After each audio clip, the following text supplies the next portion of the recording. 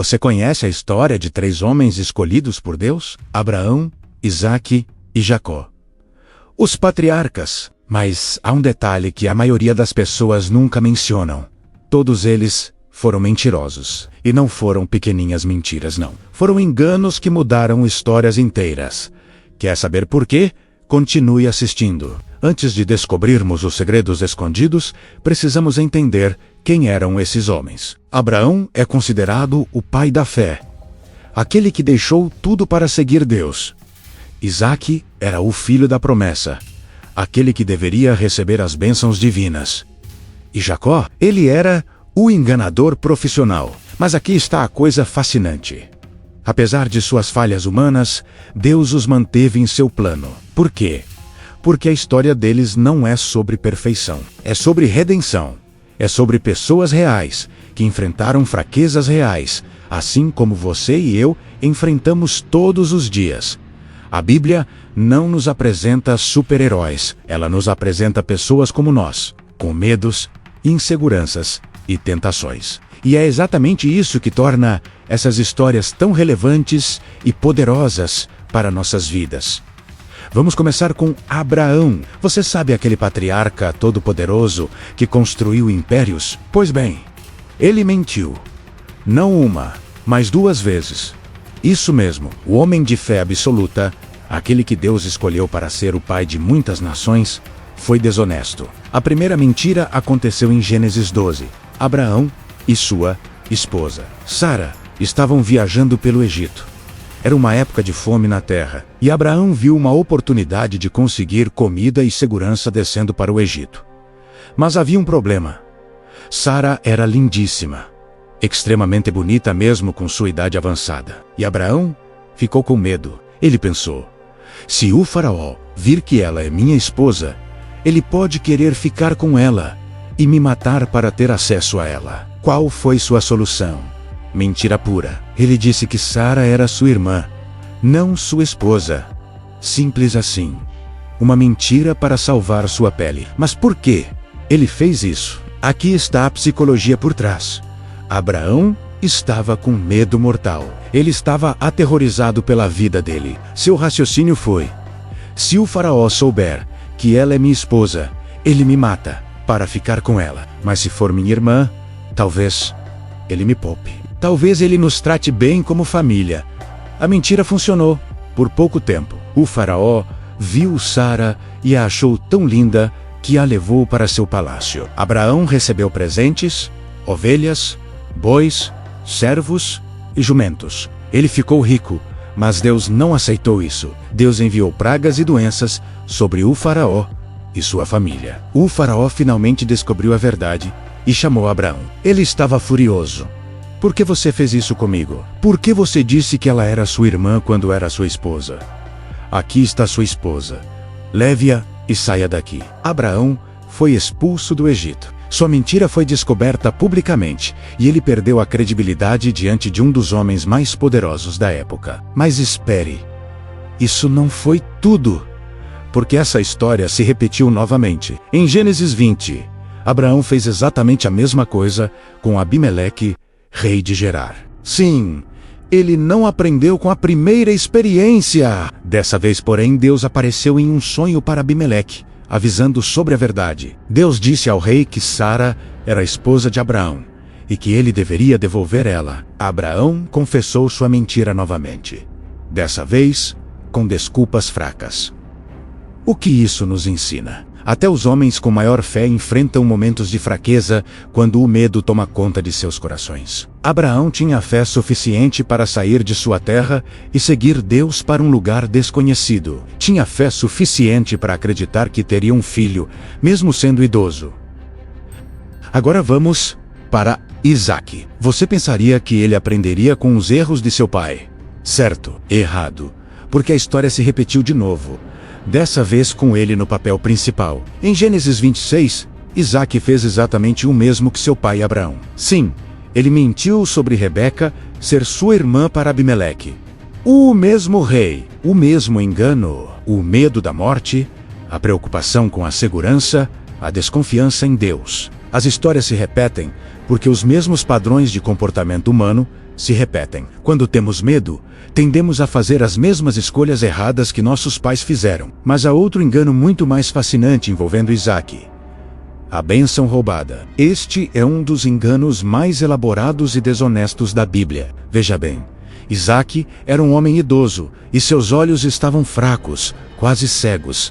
Ele sabia que em breve morreria. Ele tinha um filho primogênito chamado Esaú, um caçador experiente que era o favorito de Isaque. Isaque queria abençoar seu filho Esaú antes de morrer. A bênção do patriarca era algo sagrado e extremamente importante. Uma vez dada, ela não podia ser retirada. Mas Rebeca, a mãe dos filhos, tinha um plano diferente. Rebeca amava Jacó, o filho mais jovem, e queria que fosse ele a receber a bênção. Ela conspirou com Jacó contra Isaque e contra Esaú.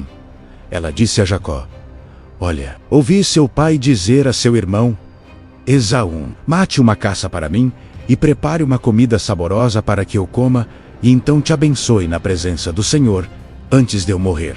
Agora, meu filho, ouça o que lhe ordeno. Vá ao rebanho e traga 2 dos melhores cabritos. Vou prepará-los da forma que seu pai gosta. Depois você levará a comida a seu pai para comer, e ele te abençoará antes de morrer. Jacó ficou com medo. Ele disse: meu irmão Esaú é um homem peludo, e meu corpo é liso. O meu pai pode tocar em mim e descobrir que sou um impostor. Ele pode me amaldiçoar em vez de me abençoar. Mas Rebeca tinha pensado em tudo. Ela disse: deixe essa maldição comigo, meu filho. Apenas obedeça e vá buscar os cabritos. Rebeca era uma mulher inteligente e desonesta. Ela cozinhou uma refeição deliciosa que era idêntica ao que Esaú costumava fazer. Depois, pegou as roupas mais finas de Esaú que tinha em casa. Ela colocou as peles dos cabritos nos braços e no pescoço de Jacó para imitar o corpo peludo de Esaú. Ela também colocou as roupas de Esaú no corpo de Jacó. Ela preparou Jacó como um ator se prepara para um papel em um teatro. Tudo era mentira. Tudo era engano. Jacó levou a comida ao seu pai. Isaque perguntou: quem é você, meu filho? Jacó respondeu: sou Esaú, seu filho primogênito. Sim, ele mentiu direto no rosto de seu pai cego. Ele continuou: levantei mais cedo e consegui a caça como o Senhor pediu. Agora coma a comida que preparei para o Senhor ficar satisfeito, e então me abençoe. Isaque ficou confuso. Ele disse: como é que você conseguiu tão rápido, meu filho? Jacó respondeu: o Senhor, seu Deus, me deu sorte. Mentira sobre mentira. Jacó estava disposto a invocar o nome de Deus para validar sua desonestidade. Isaque ainda tinha dúvidas. Ele disse: aproxime-se para que eu toque em você, meu filho, para verificar se você é realmente meu filho Esaú ou não. Jacó aproximou-se, desceu o pai. Isaque tocou os braços de Jacó, e os peles o enganaram completamente. Isaque sentiu as roupas, e elas cheiravam como as roupas de Esaú. Isaque cheirou a roupa de Jacó e disse: o cheiro do meu filho é como o cheiro de um campo que o Senhor abençoou.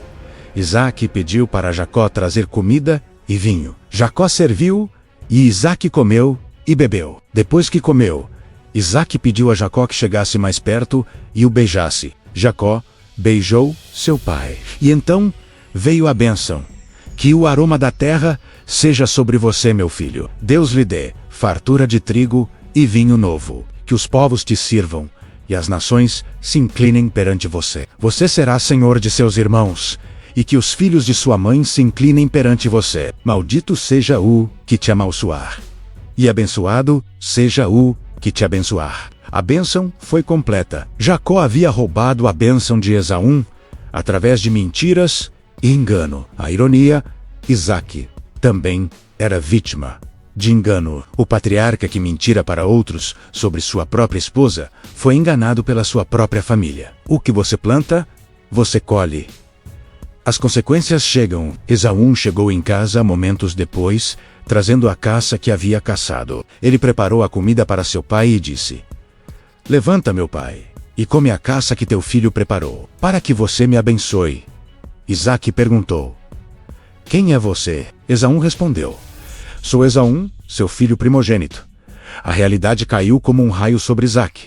Ele percebeu que havia sido enganado, e Esaú começou a chorar de raiva e desespero. Ele gritou: "Abençoa-me também, meu pai!" Mas era tarde demais. A bênção já havia sido dada. Agora, chegamos ao campeão dos mentirosos. Jacó. Este homem era um enganador profissional. Sabe o que significa seu nome? Jacó vem de uma palavra hebraica que literalmente significa aquele que engana, aquele que suplanta, aquele que toma o lugar de outro através da desonestidade. É como um aviso gravado em seu nome desde o nascimento. Seu comportamento começou desde muito jovem. Quando Jacó e Esaú eram apenas bebês, eles lutavam no útero de Rebeca. Deus revelou a Rebeca que 2 povos nasceriam dela, e que o mais velho serviria o mais jovem. Uma profecia estranha, porque normalmente o mais velho sempre tem primazia sobre o mais jovem. Mas Deus já sabia que Jacó enganaria Esaú e tomaria seu lugar. Quando Jacó e Esaú eram homens, Esaú estava vindo do campo, cansado e faminto de uma caça. Jacó estava preparando uma sopa de lentilhas vermelha. Esaú viu o aroma da sopa e pediu para Jacó: "Por favor, deixa eu comer um pouco dessa sopa vermelha, porque estou muito cansado." Esaú estava desesperado. Quando você está morrendo de fome, você faria qualquer coisa. Jacó viu a oportunidade perfeita de explorar a fraqueza de seu irmão. Ele fez uma proposta insana: "Vendo você meu direito de primogenitura por este prato de sopa." Esaú, desesperado de fome, não pensou nas consequências. Ele disse: "Aqui está, venda-me seu direito de primogenitura." Esaú jurou ceder seu direito de primogenitura a Jacó apenas por um prato de sopa. Mas aqui está o detalhe crucial. Jacó não apenas fez Esaú jurar, ele explorou a fraqueza momentânea de seu irmão. Ele conhecia Esaú. Ele sabia que Esaú voltaria faminto. Ele sabia que Esaú não pensaria direito quando estivesse com fome. Isso não foi um acaso. Isso foi uma manipulação calculada. A primogenitura era sagrada. Significava ser o herdeiro principal, receber a maior parte da herança. E mais importante ainda, ser o herdeiro da promessa de Deus. Abraão havia recebido uma promessa de que sua descendência seria abençoada. Essa bênção deveria ir para Isaque, que deveria passar para Esaú. Mas Jacó, através de exploração e manipulação, tomou esse direito. O engano, 2 menos a bênção já mencionado. Acima, mas Jacó não estava satisfeito apenas com o direito de primogenitura. Ele conspirou com sua mãe Rebeca para roubar também a bênção do patriarca. Como já descrevemos, Jacó se disfarçou de Esaú, enganou seu próprio pai cego e roubou a bênção que era destinada a Esaú. Uma bênção que era irreversível e que dava a ele poder e autoridade sobre toda a família. O resultado foi catastrófico. Esaú jurou que mataria Jacó assim que seu pai morresse. Rebeca ouviu sobre o plano de Esaú e disse a Jacó: "Seu irmão Esaú está se confortando com a ideia de te matar. Agora, meu filho, ouça o que lhe digo. Fuja para a casa de meu irmão Labão em Harã. Fica com ele um tempo, até que o furor de seu irmão se acalme." Jacó tinha que correr para salvar sua vida. O engano tinha consequências. Jacó fugiu e chegou à casa de seu tio Labão.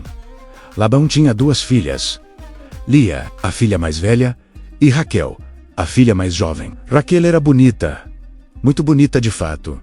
Jacó se apaixonou perdidamente por Raquel assim que a viu. Ele disse a Labão: "Trabalharei para você sem nenhuma remuneração. Apenas deixe-me casar com sua filha Raquel. Trabalharei 7 anos para ter ela como minha esposa."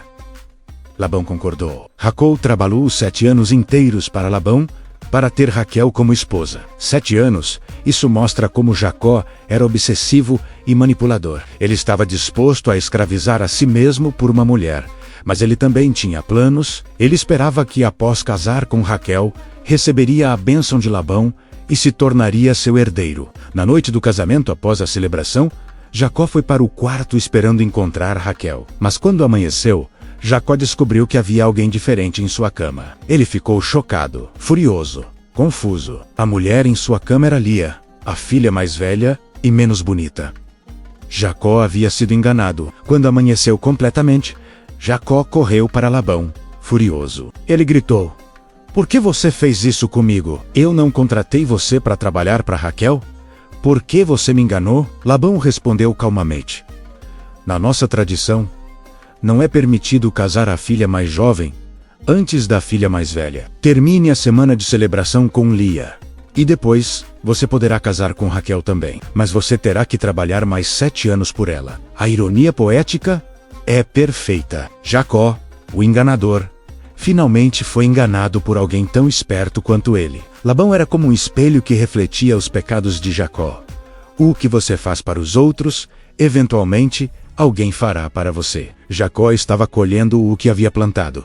Mas Jacó não desistiu. Ele continuou seus esquemas. Labão disse que Jacó poderia ficar como esposo das 2 filhas, mas teria que trabalhar mais 7 anos por Raquel. Jacó concordou. Ele trabalhou 14 anos inteiros na casa de Labão, trabalhando, enganando, manipulando, sempre tentando se beneficiar. Após 14 anos, Jacó começou a sentir que precisava partir. Labão havia se tornado seu patrão explorador. Jacó havia se tornado seu escravo. Jacó pediu para sair com suas esposas e filhos.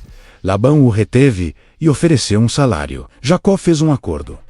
Qualquer cabra rajada ou ovelha negra que nascesse do rebanho seria seu. Jacó fez mais enganos, manipulando o rebanho de Labão através de truques reprodutivos. Ele colocava varas descascadas perto do rebanho durante o acasalamento. Emarricamente as ovelhas davam à luz crias com padrões similares. Não há explicação científica clara para isso na narrativa. Mas a implicação é que Jacó estava sendo desonesto e manipulador mesmo nessas transações comerciais.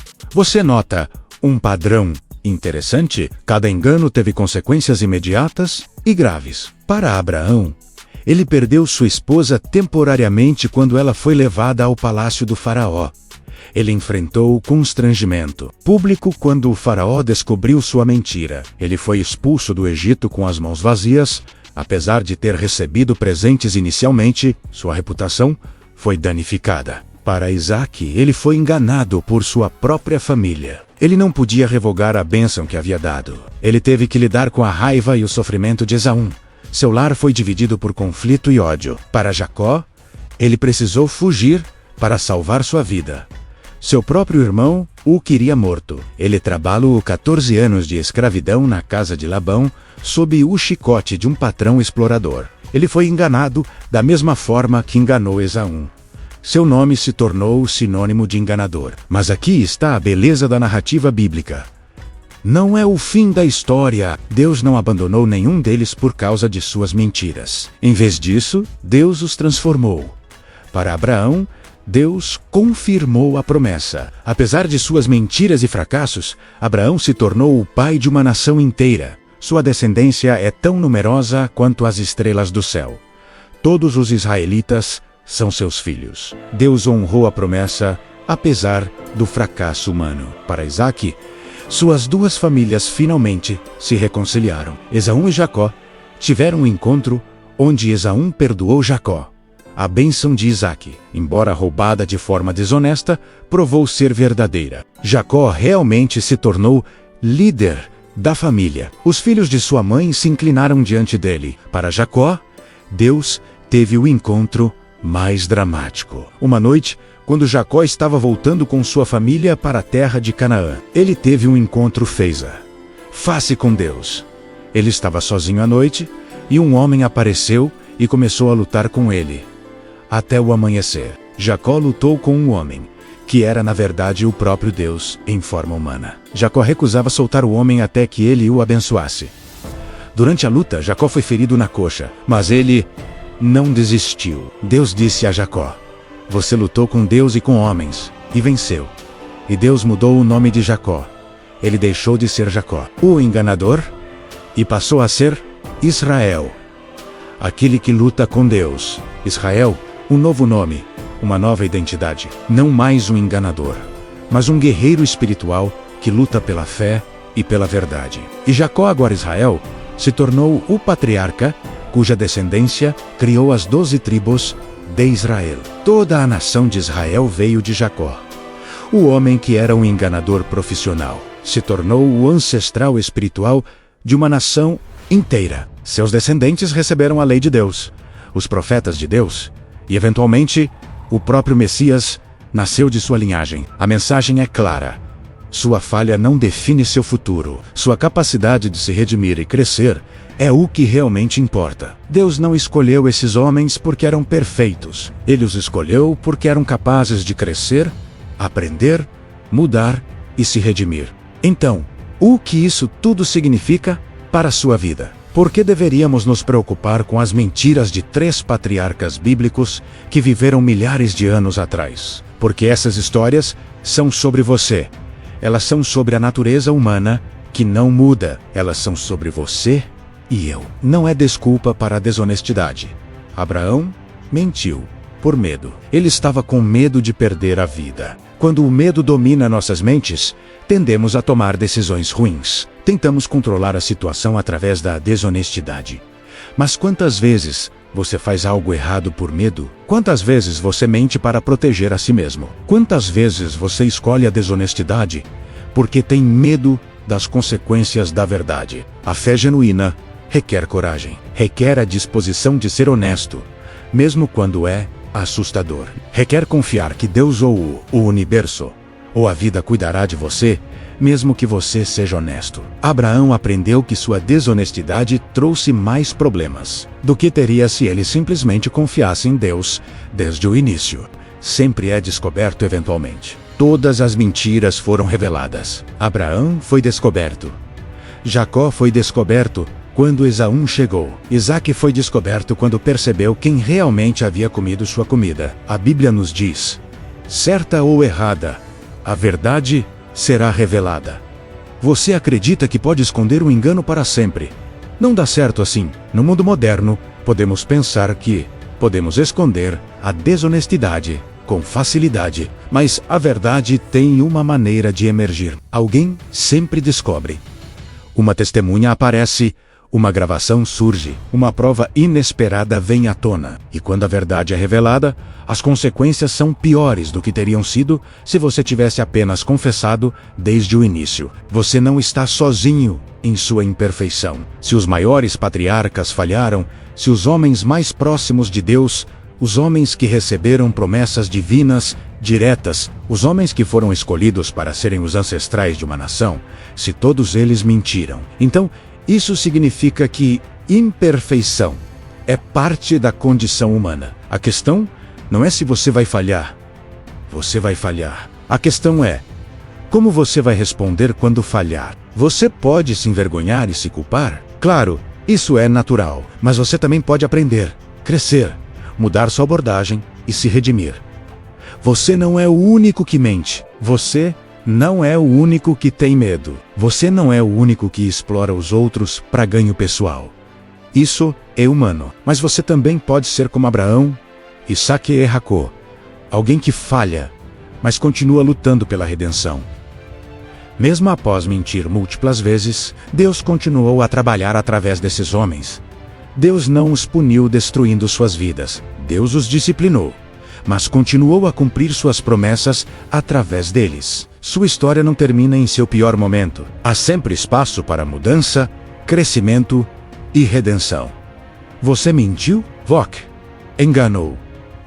Você explorou alguém? Você prejudicou sua família.